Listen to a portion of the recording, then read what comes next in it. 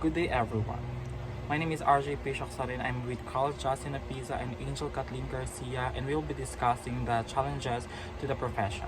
For our learning objectives, after discussion, we will be able to understand how censorship is used to silence journalists, learn how to overcome the hurdles and remain faithful to their job as journalists, explore the effects of misinformation and fake news on journalism credibility and public trust, and last, examine the legal and social framework that protect press freedom and promote accountability for violence against journalists.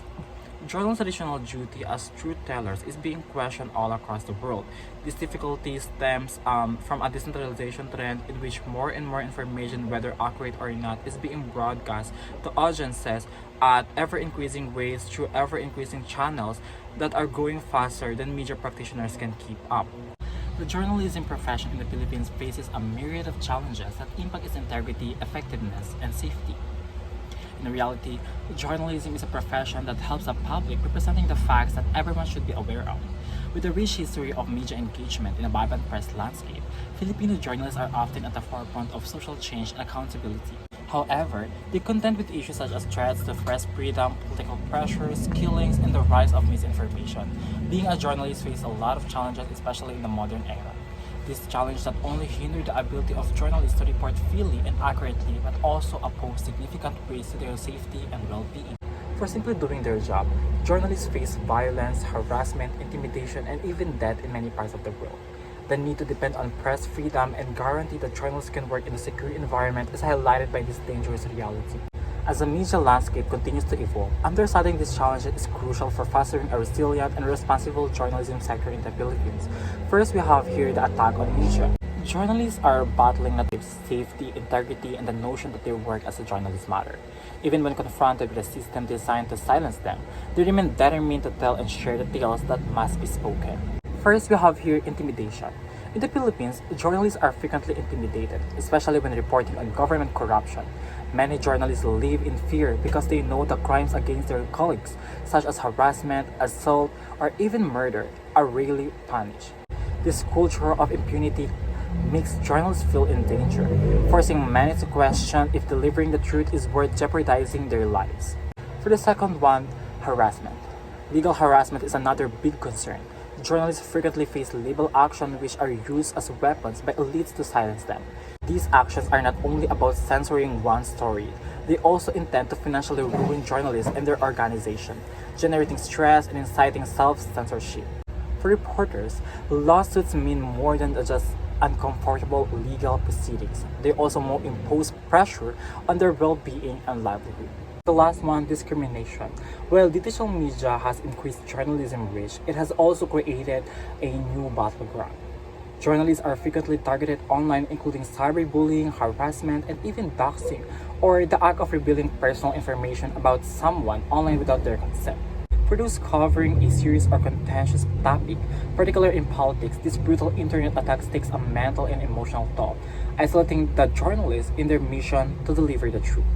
In summary of these three different types attacks on media, intimidation is a powerful tool used to silence journalists, causing threats of violence, legal action, economic pressure, and social ostracization.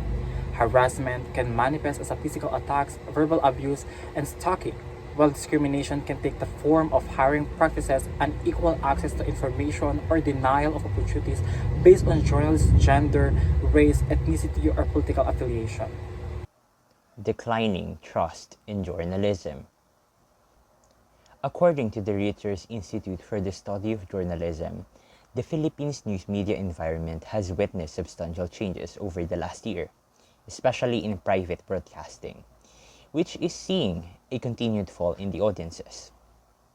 Private broadcasters are facing financial setbacks, closures, new partnerships, and government regulation changes. But what do we mean by financial setbacks? Financial setbacks means that there is a loss of income. Pero bakit nga ba nagkakaroon ng loss of income? Dahil yung mga tao ay hindi na nanonood or they decline to trust the journalist na. Because of what? Because of the red tagging and the allegation of disinformation.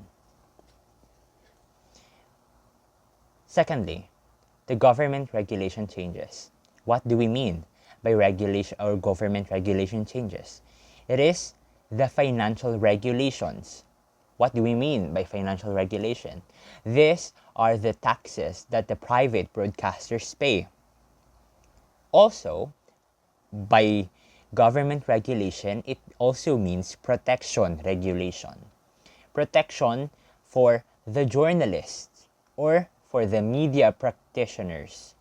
Because as we all know, media practitioners have faced attacks in terms of intimidation, harassment, discrimination, or even killing. And with that, due to those, what I have said earlier, the disinformation and the red tagging, the people decline to trust journalism. Why? All of that is the National Telecommunications Commission, or NTC, banning the SMNI operations. Why? Because they are suspected, or the program of the SMNI is said to report inaccurately, which in fact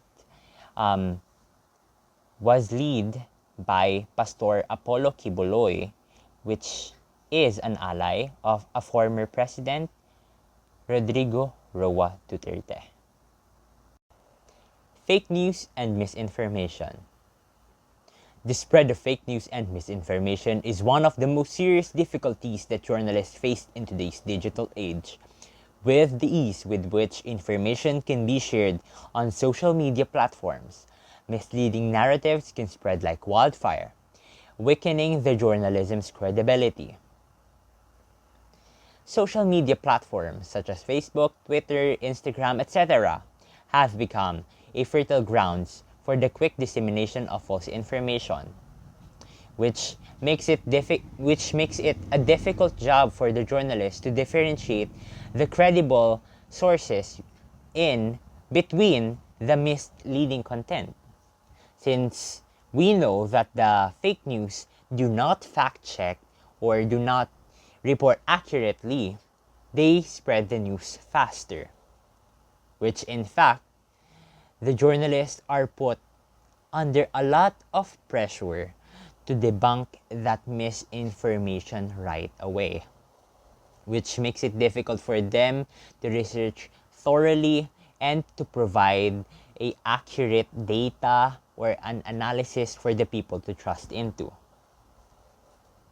With that, the journalists frame up the fake news reporters or the sources that the people use, or even the people itself.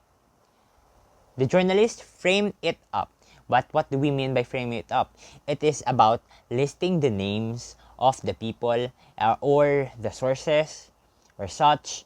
The journalists list it and then report it as an inaccurate sources or inaccurate source for information, which makes it a good researcher. Not only that journalists battle or report news, but also they maintain the reputation in a world wherein misinformation and fake news spread easily. Killings. The Philippines has the unfortunate reputation of being one of the most dangerous countries in the world for journalists. From 2016 to the end of 2020, UNESCO recorded 400 killings of journalists, a nearly 20% decrease from the previous 5-year period. The declining trend continued in 2021 with 55 journalists killed. The impunity of the perpetrators of these crimes contributes to the creation of climate of fear that stifles freedom of the press. Here are some notable cases like Maguindanao massacre in 2009. This incident marks the most lethal attack on journalists ever recorded, leading to the deaths of 58 individuals, among them are 32 journalists. Killing of Maria Elena Lozada in 2016. A radio journalist was killed in her residence in Dumaguete City. Her assassination was associated with her coverage of corruption and illegal logging activities. Lastly, killings of Percy Lapid in 2022. Lapid, a well-known radio host, was shot outside his residence. At first, it was thought that his murder was related to a personal vendetta, but after investigations uncovered connections to the Bureau of Corrections. As I mentioned earlier, that the impunity of the perpetrators of these crimes contributes to the creation of climate of fear. There are three factors contributing to impunity: weak law enforcement, political patronage, and corruption. Issue on press freedom. While rhetoric around press freedom has improved, the reality on the ground remains dangerous for journalists. Press freedom remains under pressure in the Philippines under the Duterte administration. The ABS-CBN shutdown, the closure of ABS-CBN, one of the Philippines' main media networks, is widely regarded as a significant blow on press freedom. ABS-CBN was seen politically motivated because the network criticized Duterte administration. This kind of censorship warns other media outlets to avoid criticizing those in power, making it harder to report freely and truthfully. Rappler has undergone numerous legal fights, including tax evasion prosecution and the cyber libel conviction for its CEO Maria Ressa. The difficulties encountered by Rappler during Duterte's administrations or government highlight greater issues of journalistic freedom in the Philippines. In conclusion, being journalist is already hard with the internal challenges that they have to deal with. These challenges are made even harder with threats from the outside, but no matter the difficulties, journalists must stay true to their creed of serving the public and being agents of truth.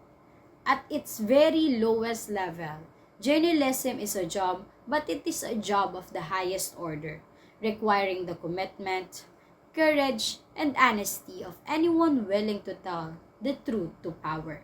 But defending the truth from the front line comes with a price. They are harassed, threatened, and sometimes killed. They prove that if nothing else, the truth will always prevail, no matter how worse the conditions become.